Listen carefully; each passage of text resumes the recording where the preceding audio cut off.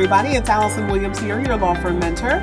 Law Firm Mentor is a business coaching service for solo and small law firm attorneys. We help you grow your revenues, crush chaos in business, and make more money.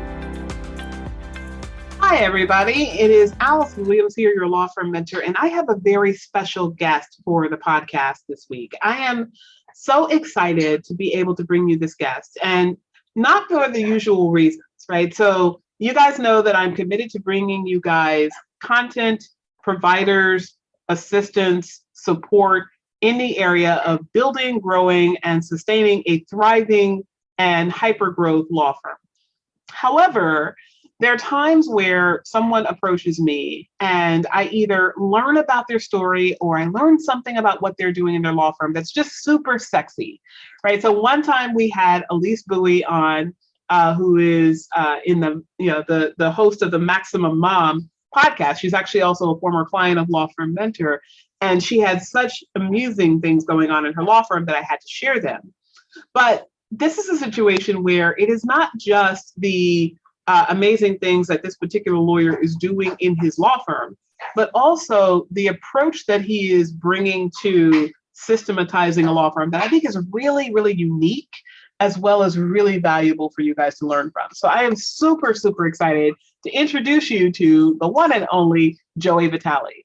So Joey Vitale is a trademark attorney, and he's also known as the brand legitimizer for online entrepreneurs, emerging thought leaders, and course creators.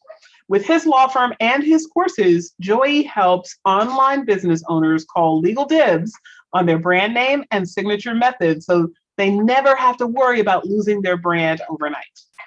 Joey has helped thousands of entrepreneurs and has spoken all over the country to help business owners stay safe and stay thriving. And in this particular episode, we went so far off the beaten path. We were actually scheduled to talk about how to cut your legal work down to 5 hours a month or less, which he has done successfully and is actually getting that number down even lower. But we covered a lot of topics that were really just not on the agenda. So this episode is particularly near and dear to my heart because we cover things such as lawyer mental health. We talk about systematizing like McDonald's. We talk about the beaten path from litigation and some of those foibles of being a litigating attorney to being a business owner and some of those lessons he learned along the way. So there's a lot here. This was a deep episode. It went longer than our usual, but because there was so much value here, I decided not to cut it, but to share it all with you. And I am so humbly blessed to share with you now my discussion with Joey Vitale. Joey Vitale, welcome to the Crushing Chaos with Law Firm Mentor podcast. Allison, I am a longtime listener, love this show, so I'm just honored to be here. Thanks so much for having me. Oh, God, I'm so honored that you listen to the show, and I'm so excited to talk to you because we're talking about one of my favorite topics today, which is how to actually live life as a lawyer, AKA how to reduce your client work to under 5 hours in a month. That's your claim to fame. Yeah, and it's getting less and less, which is crazy. Well, I think it's crazy, but I think it's fascinating. And I know a lot of people that listen to this podcast are very much about that there's a goal that they have and they just don't know how to get there. So we're actually going to dive into some of those strategies. But before we do, I want to learn a little bit more about you. So first, what is it that motivated you to start your own law firm? Oh, man, that's a really good question. I wish I had like a cool movie-worthy reason for getting into all of this. The truth is that it wasn't so much a love for the law as it was a hatred of concrete, which is my family business. And I was like, I am not loading another truck with construction equipment. And so my dad, when I was in college, was like, Joey, there are a couple of safe options for you after you graduate. You can join the family concrete business, or you can go to law school. And your older sister was already a doctor, so that checkbox has already been checked off.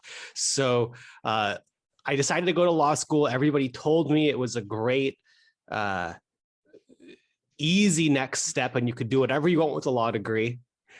I quickly realized that unless you have a particular thing that you want to do with a law degree, law school just kind of shepherds us all into litigation work. Because that seems to be where the jobs are. So I tried that. And after 2 years after law school of trying my best to be a courtroom attorney, I had to confront the reality that it just wasn't in my personality. And I was actually moving from St. Louis to Chicago. During that move, was having a lot of trouble finding a job here in Chicago. I didn't really have any connections here. Again, first generation lawyer as well. So I don't know any of the names of the law firms in town. And so I was fortunate enough to connect with some friends and mentors who were lawyers in more of the startup space. And before I made the move, they said, hey, if you're still looking for work, maybe we can just give you some hours while you're looking, and you can do this kind of work from wherever. And that gave me the confidence to go out on my own. Wow. So the first thing I have to comment on is the idea that you are not made to be a courtroom attorney, because you have this beatific smile, right? Oh. And I'm sorry for all of you that are listening to this podcast, like on Apple or Stitcher or Spotify or wherever, and we do not have the video production. So you don't get to see the beautiful smile that I get to see. Yeah. But it's not just your smile, it's also your personality. You have a very warm, inviting, likable, engaging personality. You kind of like just burst off of the page on social media. So I'm really shocked by the idea that you perceive yourself as not made for the courtroom. Well, that's actually a really good insight, because it took me a while to realize the more of the inner workings of being at a law firm and all of the work that goes around the type of litigation work, and the ability to kind of see both sides but really argue one, and being more serious and handling depositions and things like that. And we joked earlier about me going by Joey but not Joseph, but I had partners at the firm that I was working at kind of pull me aside and say, like, hey, you are going to go by Joe or Joseph in the courtroom, right? Oh God. Okay, so these are the toxic stories that lead people to want to start their own law firms, right? Yeah. The kind of policing the person to the point where you don't have an identity, you are just one of the drones in the suits, as opposed to the full expression of who you are, which you get to be when you own your own law firm. Yeah, and so for a long time, and I say that's kind of jokingly now, but I thought I was like the ugly duckling lawyer for 2 years. I was like, it takes a lot for me not to smile, and I kind of feel like I stick out at bar association functions and stuff like that. And at the same time, people who are in transactional law seem kind of boring. And I didn't know that there were fun areas of the law and fun pockets of really cool lawyers doing things like that. And so I felt like I had to change my personality, get more serious, have like a side hustle maybe as a graphic designer or something as an outlet. And I will say, and I know that you also, I'm not the first kind of lawyer to do what I do, working with creative professionals and doing stuff online. I am so grateful for the attorneys who have come before me and who have carved a place for themselves and a work in these kinds of industries, because I know I experienced it easier seeing that other attorneys were successful in this space. And it's really cool to see more and more young attorneys see that this is an opportunity for them too. Yeah, I agree with that. And there's something very fulfilling about kind of sharing your tragedies and your past traumas with other people, so that they actually can escape that before they have to go through that process of being at a law firm, not fitting in, not feeling like this is where you should be, not finding your people, and then feeling almost forced into either the golden handcuffs of, great, I'm miserable, but now I'm making a living that supports my family, I don't have a way out, or the flip side, which is you kind of move from place to place because you realize you don't fit and you can't assimilate enough to actually be successful where you are. Yeah.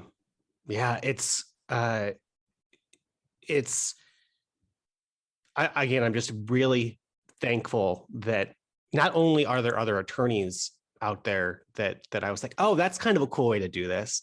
But it's been a real like honor and sense of fulfillment to see that there are clients out there, and in my case, business owners that see what makes me different as a real strength. Yeah.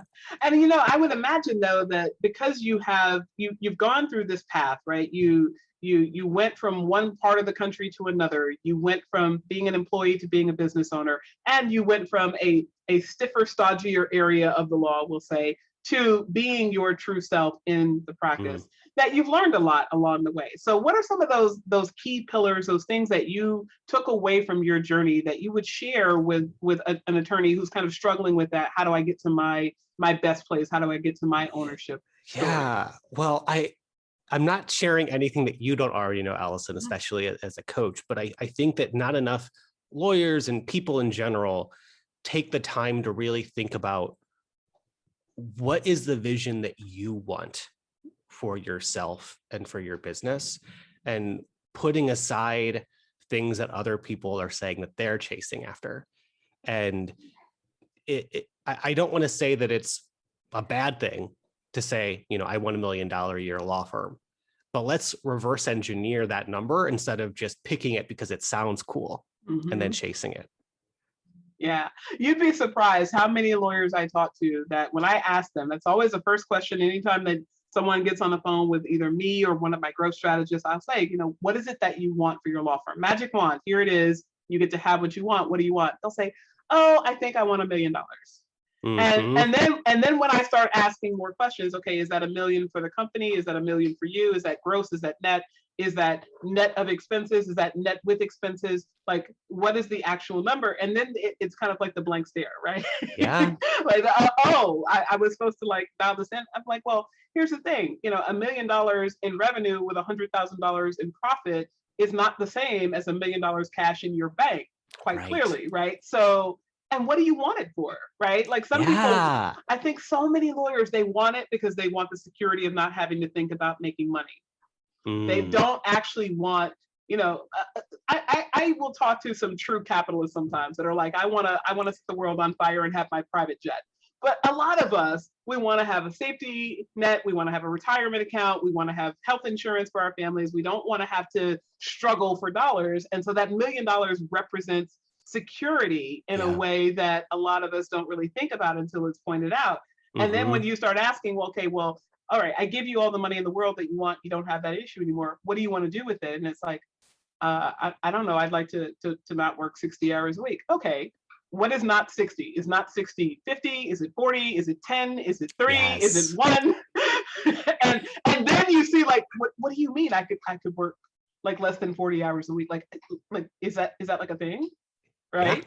Yeah. It's so interesting because I think so many people either they fall into a common natural trap of just picking these goals that people are just kind of setting with egos with not a lot of thought to it, or they're choosing a goal and a vision that is very negative of like, I just want to avoid Mm-hmm. financial struggle. I want to be able to make just enough to put food on the table. And they're like, well, if I make $1 million, then I can meet these bare minimum things that I want for myself. And it can be a really hard exercise. And I'm always learning and rediscovering, certain things that I thought that I would want that I don't want. Mm-hmm. My wife and I don't share this very often. So Allison's getting the special treatment here. Like we don't have kids. We don't plan on ever having kids. And Okay. that took a while for us to be like, no, like that is a plan of ours. And that should be a part of what our long-term goals are, because All that right. means that we don't necessarily have to reach for things or have certain goals that other people with children do. Yeah, so we gotta pause there, right? So I have to ask this question of a man because I'm always curious about this, Mm, right? There is a lot of pressure on women to define themselves by association with their role, right? So mhm, you have a different status when you're a wife, you have a different status when you're a mother, you have a different status when you have been married, when you're divorced. So I'm mm. curious, like for you as a man, was there any pushback or any judgment that you faced when you decided, I don't want to create the traditional way of family? My family is my wife and we will create our life the way that we desire. And it's not going to have children, it's not going to have the traditional forms of legacy. What was that like for you? It's interesting. So I have a pretty big family. And I think one of the positives to that in my particular case is that I have enough siblings who are having kids. So the grandparent, like my parents, are happy about being grandkids. They can say something to me, but then they quickly realize that they've already got a bunch of other options. And I also know that some people who aren't really a part of my family, but just kind of think of that as a default, the times when they say, well, you should really think about it because I've never been happier than when I've had so-and-so, I know that they're coming from a place of wanting what's best for me. The people who are really close to both Kat and I, and again, I'm feeling like a really like a blanket around this conversation. So I love that I can just be really transparent here. But for reasons that I have a feeling I'll get into later in this episode, I've gone through quite a bit of anxiety experiences that were pretty extreme at the time. And my wife is no stranger to issues like those either. And so there have been times when we've been a part of family and friends having complications with family or watched movies, and we just look at each other and be like, our bodies cannot handle that. Yeah. Well, first of all, I want to just honor you for admitting that because, I watched and, I kind of live on social media now because that's where I meet a lot of my clients. And I saw a post the other day that really like struck at the core where someone was saying that they hadn't heard from a lawyer in a long time and they figured that was as a result of COVID. And then they later learned that this person kind of spiraled down and ultimately fell into a depression, developed an alcohol problem, started getting bar complaints, and then they were trying to save their career. And I think so many lawyers experience some form of maladjustment. I mean, this profession breeds maladjustment by the way that we are treated in society, the way that we treat each other, almost by definition of what we are doing. And there's so much to be said for owning that that's a very real part of this, because if you don't own it, you can't do anything about it. And then we kind of push people into the dark shadows of having any type of mental health, disruption. And then, it's so much harder to actually solve the problem. So just acknowledging the fact that you had anxiety, I think is huge.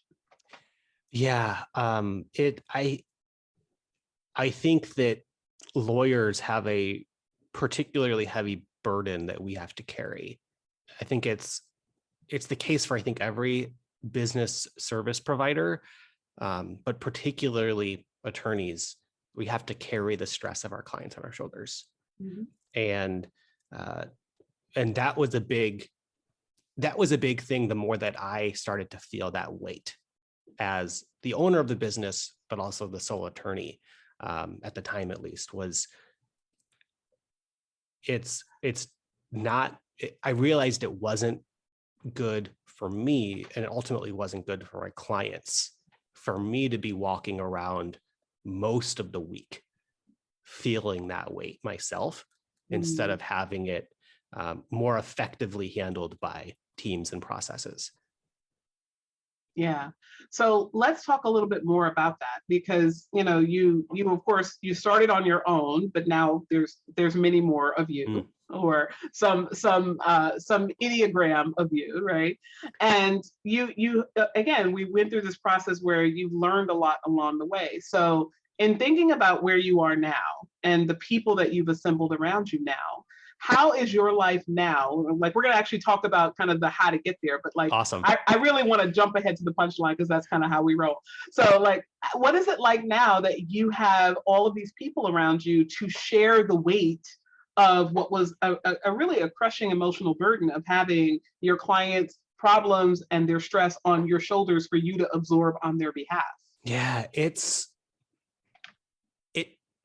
feels amazing. I think it feels amazing across the board, just because we really have built an assembly line around the kind of work that we do. So that sense of responsibility really is shared. And there's not one person on my team who is particularly stressed. I think what was probably one of my best hires, or at least role fulfillments on the team, is the person now who is closest to client communication. she has a background in psychology, and she's just a naturally very kind but level-headed person. So at least 10 times more so than me, she can receive feedback that's constructive or frustrating or whatever, and deal with it objectively without losing any sleep over that client not being totally satisfied. Yeah. So you can put that in such a nice way, that constructive feedback. Let's call it what it is. She can deal with the crazies, right? She can deal with the person that like goes off grid because their email was sent at 5:01 instead of 5:00, and they're like flipping out for no reason and calling all names. And she doesn't even view it as craziness. She doesn't even attach that emotional label to it, which is, I think, what makes it so effective for her to be in the role. Yeah. Yeah. So what was so what is her title? Is she like a client concierge? Is she a customer service? She's got a couple of different roles. So her biggest role in the team is our lead of fulfillment. So we communicate with our clients solely through a practice portal. And so inside that client portal, she has a team under her that is monitoring that to make sure that no messages get escaped. But she is reviewing all incoming messages and approving all messages before they get sent out. Wow. So this sounds like factory-like precision here. Yeah, it's interesting because before I started my own firm, I was trying to, do the whole like end of year CLE marathon kind of sprint. And there was this one CLE that I'll never forget about. But it was an attorney who talked about how he created a bankruptcy law firm because before he even went out and started the firm, he came up with a process to kind of McDonald's systematize that process. And when I started my firm and I was helping business owners, I was like, I don't know what that system is yet, but if there is a way for us to find a way of helping clients at scale where there is a system and a process, and then we can add like our core value flavoring on top of it, that's what I want to do. And so I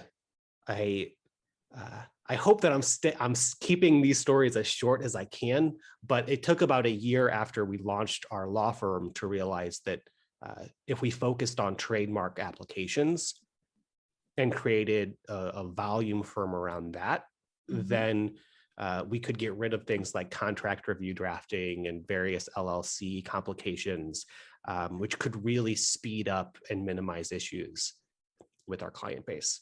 Yeah. Well, so here's the thing. I love that you have an angle that we need to keep it as short as possible. But here's the thing. People learn from the lessons, right? And the lessons that you're sharing, I think, are the sexy stuff that really inspire people. Because if you could tell the average law firm owner, hey, you can McDonald's systematize your business, they would look at you like you have two heads, and they would think, no, I can't do that in fill in the blank area of law, right? That's like the immediate, I'm the special snowflake. It doesn't work for me. Right. And you saw a bankruptcy attorney and said, hey, I want to do this thing over here with trademarks, but if bankruptcy can do it, trademark law can do it too. And you then said, I don't see the way, but I know the way exists because I have a desire for it. So how do I get myself there? And then you started allowing your mind to see possibility. Yeah, I think, and I will say too, I think that it takes some creativity and it takes some heart being in the right place. It took about a year of my firm's, bringing in clients. I didn't do business law before I started. So I had mentors and stuff who were helping me, but I was very much learning on the fly. And after doing that work for about a year, I said, okay, out of all of the types of ways that I'm helping my clients right now, if I could Venn diagram this, where's the overlap where it's something that clients really need, whether they know it or not, that's really high value, that's easy to systematize, where we can do what we can to ensure a really great client experience around. And so at that point and in terms of cash flow projections and things, that could make it easier because I know you've done this with enough lawyers to know that the fewer items that are on your McDonald's menu, the easier it is to make those projections. Yes. So now that we know on average, when we get a new client, that means around $2,000, it's much easier to do the math. Right. And the minutiae that for all of the lawyers out there that are like, they hate me because I pull out the spreadsheets, right? I have a lot of clients that love me, but they hate me when they see me pull out the spreadsheet. I'm like, listen, 5,000 things on your spreadsheet means cutting your time in half. Yes. And then when you cut your time in half, you can either double your business instantaneously because you have the same amount of time, but you're doing twice the work, or you can save the time and make the same amount of money and work half as much. Right. And so those economies of scale, like they really come when you start like living in the systems. Yeah, totally. Yeah. It's totally true. And so it was about our second year that we made the switch from going more of like a everything but the kitchen sink business law firm to a trademark specific law firm. Yeah. So let's now talk a little bit about the fact that you are now at less than 5 hours a month of legal work. Okay, so first let's draw the picture. First of all, how many people are in your law firm and how many lawyers are lawyering in your law firm? Good question. So there's about 9 or 10 of us total. None of them are full-time. We've got 3 VAs overseas on an administrative basis. And then we have like our leadership team is filled out so that I'm the visionary, the CEO of the firm. We've got a COO or integrator who's underneath me. And then we have 4 different departments. And as of this quarter, I don't lead any of the departments anymore. Congratulations. So to me, a huge value for me is time freedom, not just because I want to be able to travel and take time off. And today I felt tired, so I took a nap for an hour and a half. Like, that's great. But it's so much more to me than just like, I value time because that gets me time back. I really do think that and I heard someone say this, especially in a law firm setting, the more your law firm depends on you, the less your law firm is worth. Yeah, absolutely. And I have really taken that to heart because it's not just bragging rights about, oh, I only work this much for my business. It's no, this is a really good sign that my business is in good shape. If I can step away from it, if certain people on my team can step away from it for weeks at a time and everything is still running.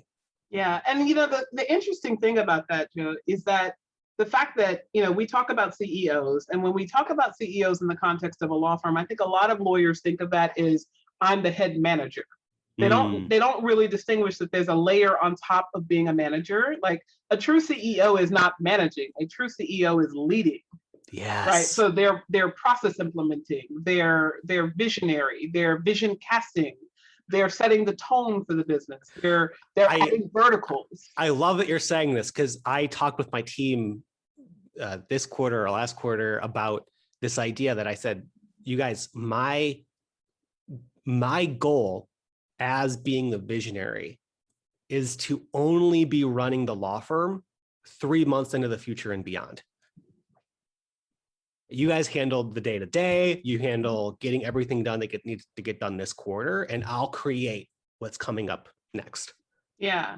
So how did you get to the point where you could let go of being involved? Because there's so many lawyers that have this idea that, as soon as I, the anal retentive control freak that I am, take my eyes off the ball and entrust someone else, even if I've trained them, even if they have great credentials, even if they care about the business as much as I do, as soon as I let go and let them do something, they're going to screw up my reputation. Yeah. I'm going to get a grievance. I'm not supervising appropriately. Like, how did you actually make that true severance and say, I am just going to be a CEO?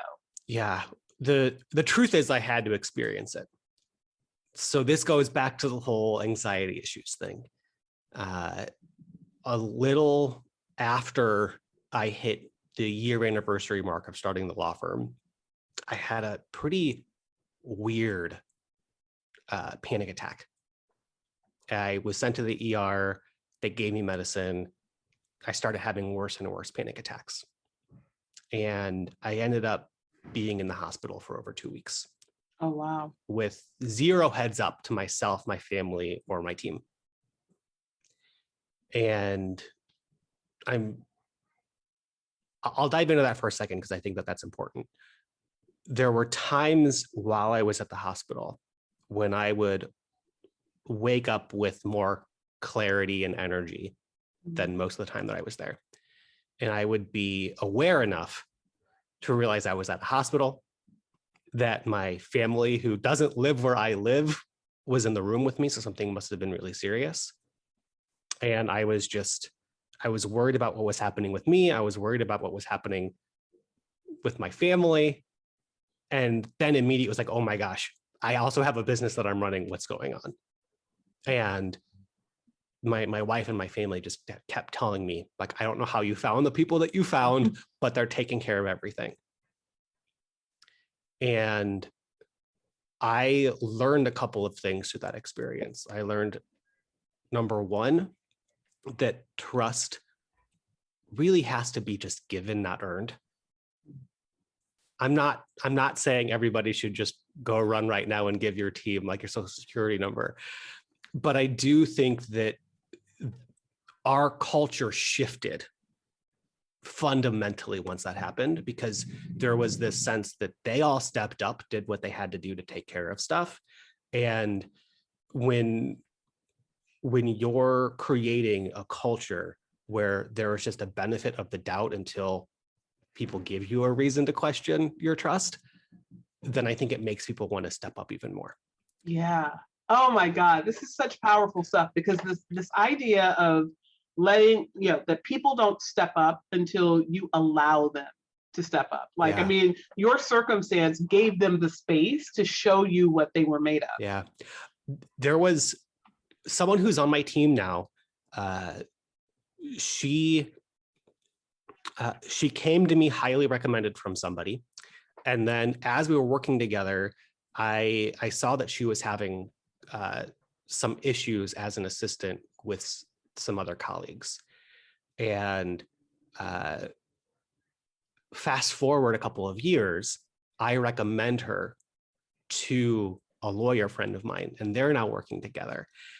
And my lawyer friend was like, how did you find her? She is incredible. And I was like, well, honestly, you might not have been as pleased with her years ago.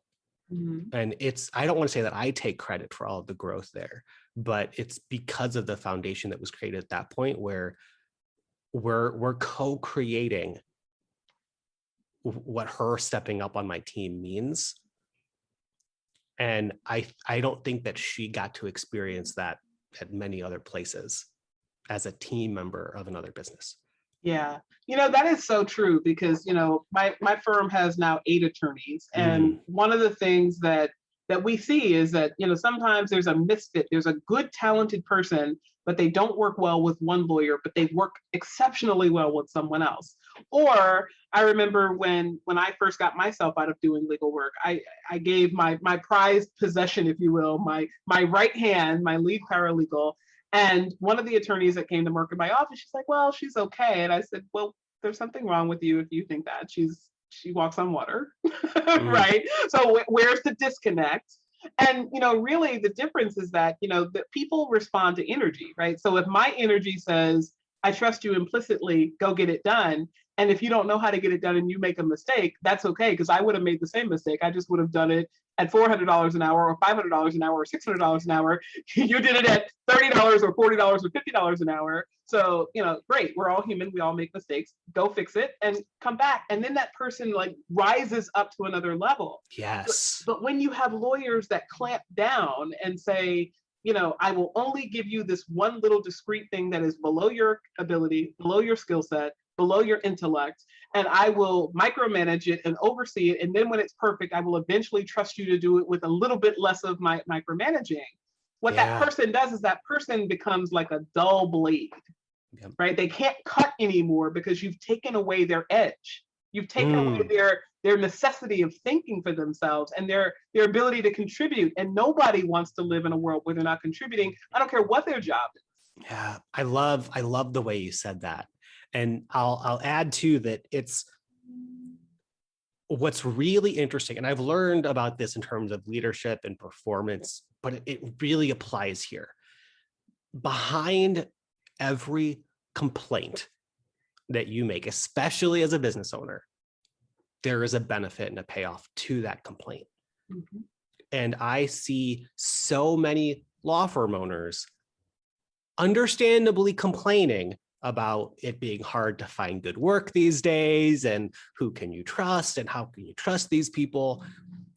But if we're really honest with ourselves, there is a good feeling around that complaint of, I am good, I trust myself.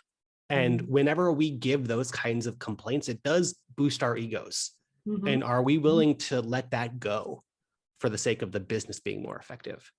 If only we would let go of our egos. Yeah. And here's kind of the paradox, right? Because you escaped the litigation, mm-hmm. right? Because it wasn't for you. But the hardest thing that litigators have is the fact that our ego is necessary, and it's a very critical piece of our being able to walk into a courtroom, I'm going to just put it out there, with your dick on display, with your bravado in the air, and the I'm going to get what I want energy, right? And you bring that because of your ego, and the fact that you could get knocked down, your ego says, well, I'm not going to get knocked down because I'm the best. Having that, and then coming into your office and saying, there's no place for that here. That place that ego has to be put into a box until I need it for my litigation moment. But in this moment, when I'm a leader, I have to be humble. I have to allow people to be their best selves. I have to not be the smartest one in the room. And those two energies are completely incompatible. Yeah. I found that so I'm a philosophy undergraduate major. And one of the things that philosophy professors love to do is throw Plato at you, and you fall in love with Plato, and you're like, this guy's a genius. And then they throw the other guy at you who's the opposite of Plato. And you're like, wait, he's smart too, who's right? Mm-hmm. And so it's a really cool exercise of which arm of philosophy is your favorite. And one of my favorite philosophy groups, which is pretty interesting too, because they really were formed more here in the US, is this idea of pragmatism and creating values that are flexible and in the moment that you can pivot to. And so that's an interesting example as a litigation attorney. How can you value being effective and useful in whatever situation you're in as the ultimate value? So if that means turning up the ego because that's more effective for your client, great. If that means turning up the servant leadership so that you're more effective in your team, awesome. Yeah. Well, I think this really goes back to what we started with, which is the idea of having those systems, like those McDonald's precise systems, because if you don't have the space to be able to practice, this is a muscle, right? A lot of us are on autopilot. And when you cram 80, 90 hours a week of work into a week onto a human, there's no time for them to even think about pivoting their energies between what's going to make me most effective. In the moment, they're like, I'm just going to be the best me. And the best me might be the litigator, or the best me might be the humble, or whatever it is. But you don't get to really think about strategically, where am I going to put myself on this, this conundrum here, this long line. And so I think a lot of lawyers struggle with that because they don't create the space that you were able to create in your business. Okay. And speaking of the space, let's go there next, because I know that's what you want to get to.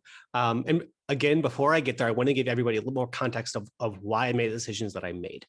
Mm-hmm. Going back to the panic attacks episode, once I came back, I was in outpatient therapy, and the doctors told me, Joey, we think you're going to be fine. You've recovered really quickly. We've identified that most of the problem was you have this very rare reaction against medications like Xanax and others that we typically use to treat anxiety attacks. That's why they were getting worse and worse. But nonetheless, you went through a very traumatic experience. It's going to take a while for your brain to rewire itself and for it not to get triggered by things. So we know that you run a business. Our prescription for you is to do what you can to build a stress-free business, especially around sleep, and do what you can do so that you're not thinking about business when you go to bed at night. Because I was tending to have kind of freakouts and flare-ups around like nightmares that were really scary that I would think were real life kind of thing. Mm-hmm. And so for me, I was like, that means that I have to get out of the client side more, because I don't know about you, Allison, but it was really easy for me to stay up at night or to have weird dreams or just to be thinking about what a certain client said or what the status was on the file, or did I forget XYZ? And so that was the reasoning why I eventually got down to 5 hours or less of work a month. Your doctor made you do it. I love it. Yeah. And it was every quarter, my team and I looked at, okay, we've narrowed down to trademarks. Clients are only communicating with us through this client portal.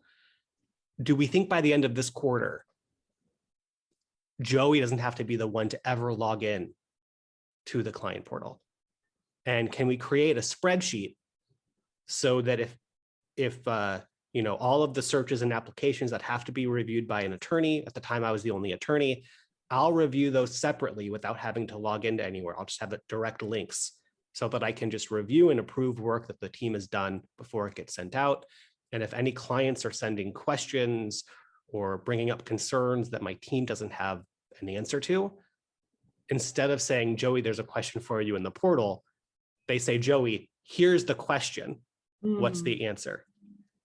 So I was very much removed from like the Facebook feed version of talking with clients. And maybe 2 or 3 quarters went by. And then I realized, you know what? I can start to have my team of non-lawyers doing more of this work that I can then review, which will take time off. And then it got to a point where I was working maybe 20 hours or 10 hours a month of client work. And that's when I had the idea of, what if I got a part-time attorney who was in my space of doing trademarks, was a couple of chapters behind me in terms of the business and client base that they wanted for themselves, and saying, hey, I would love for you to join the team. I would love to give you coaching every month. You can hop on a coaching call with me and we'll look at your business. And I'll give you complete access to all of our processes and things, and you can steal whatever you want to help your clients. And I want you to be logging into this spreadsheet every morning for like 10 minutes a day and just reviewing the work so I don't have to. Reviewing the searches and the applications, I'll still handle the escalated questions. Mm-hmm. And so I found someone willing to do that. She's incredible.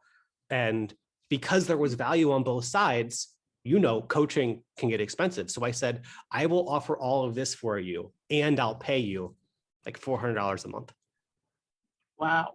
And on her side, it was $400 a month for like 10 hours a month. So she was like, yeah, sign me up and I can talk to you and I can bring difficult questions with my own clients. And so that started about a year ago.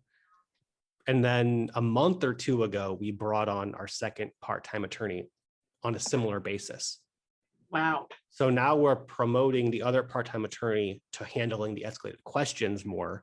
Mm-hmm. And then this other person is going to do this work. And so I'm saying this because I don't know how much of this is totally swipeable to a different practice area, but that was the thought process of, okay, once we start to really get clear and outline and bullet point the different steps of the process that I'm involved in, how can we chip away at those and either elevate existing team members or bring other attorneys on at very, very part-time levels and just get that ratio cranked up slowly over time?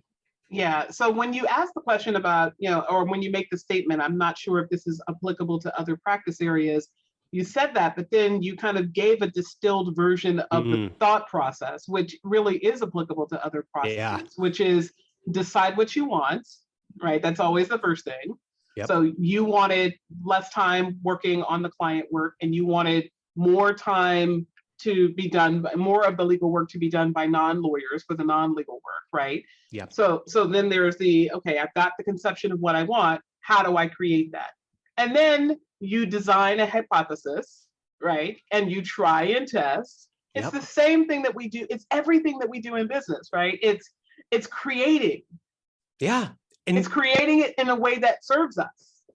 And very, very rarely, and I only say that maybe never, but I'll be safer and say very rarely has our firm ever made a mistake with the client that we weren't able to recover from. Mm-hmm. I think that the truth is that if you do make a mistake, if you own up to it and you apologize and make it right and move forward with next steps, clients, in my experience, don't care as much about the shock and awe package. They don't care as much about it completely being smooth sailing. What they care about most is having a low effort experience.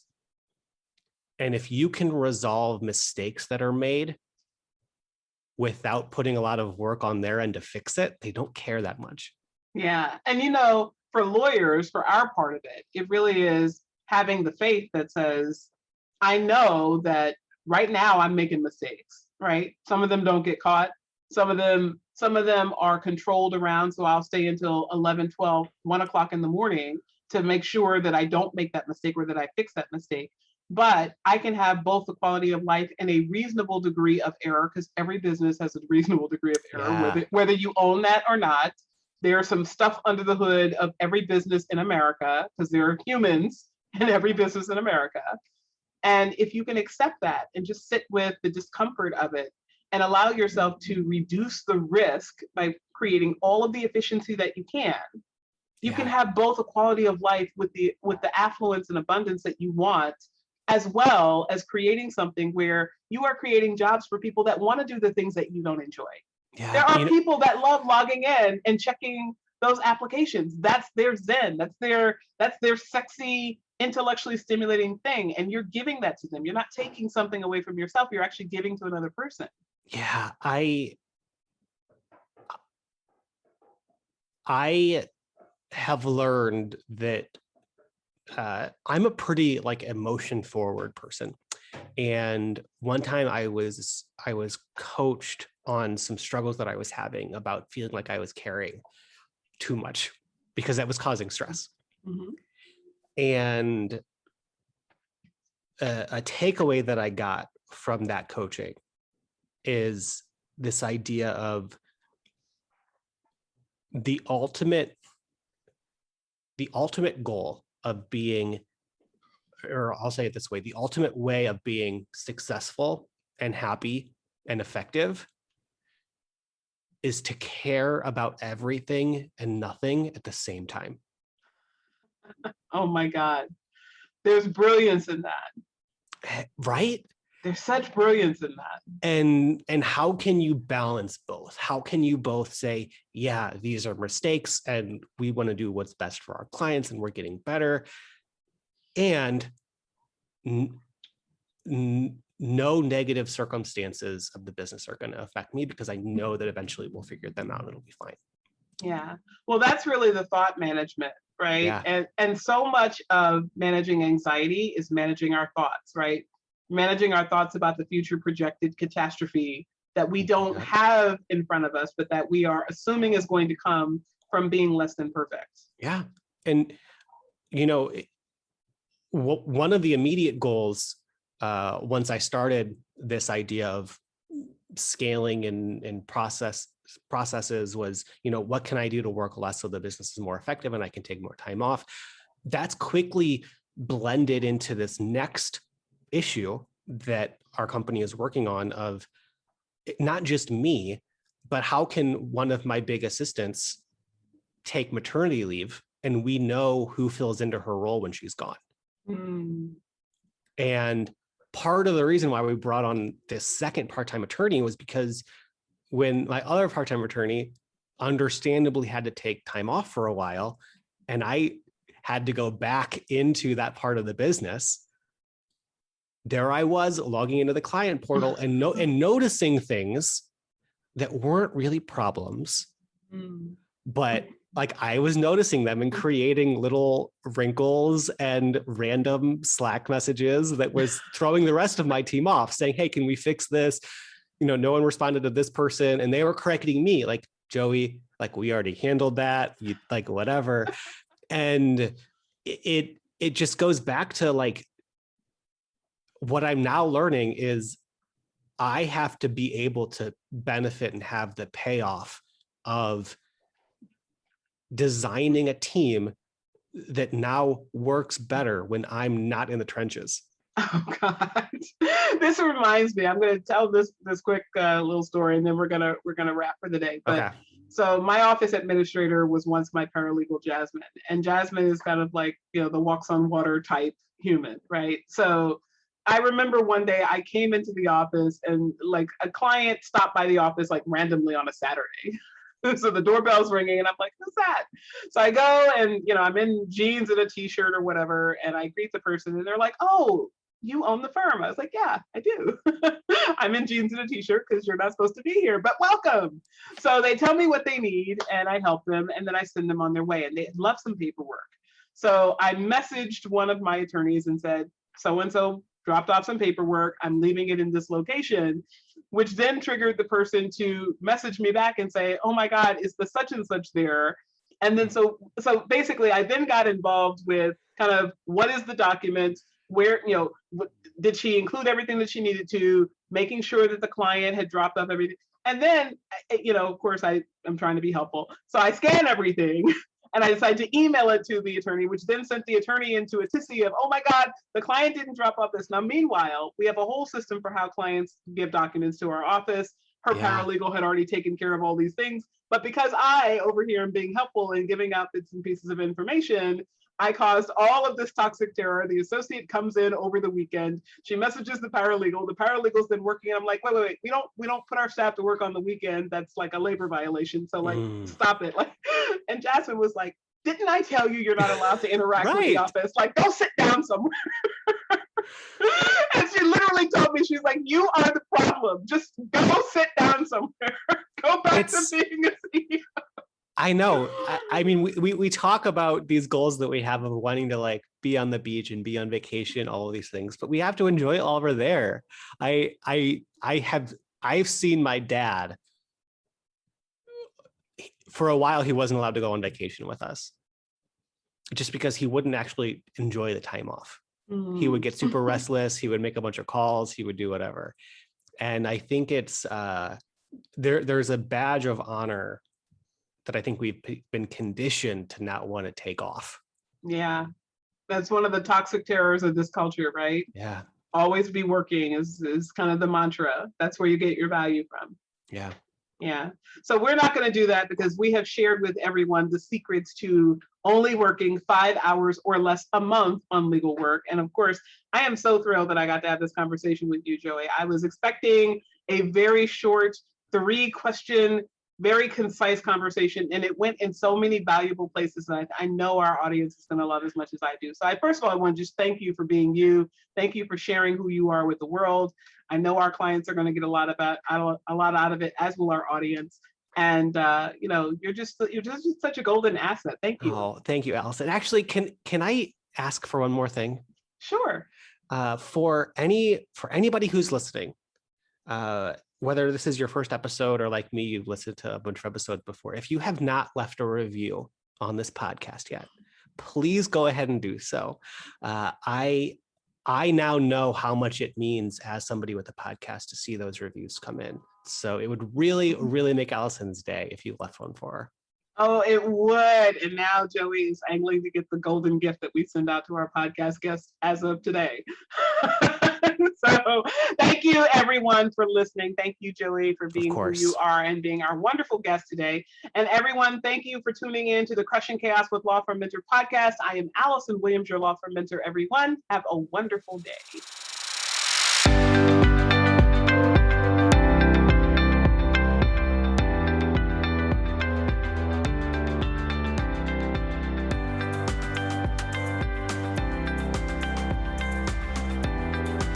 Thank you for tuning in to the Crushing Chaos with Law Firm Mentor podcast. To learn more about today's guest and take advantage of the resources mentioned, check out our show notes. And if you own a solo or small law firm and are looking for guidance, advice, or simply support on your journey to create a law firm that runs without you, join us in the Law Firm Mentor Movement free Facebook group. There, you can access our free trainings on improving collections in law firms, meeting billable hours, and join the movement of thousands of law firm owners across the country who want to crush chaos in their law firms and make more money. I'm Allison Williams, your law firm mentor. Have a great day.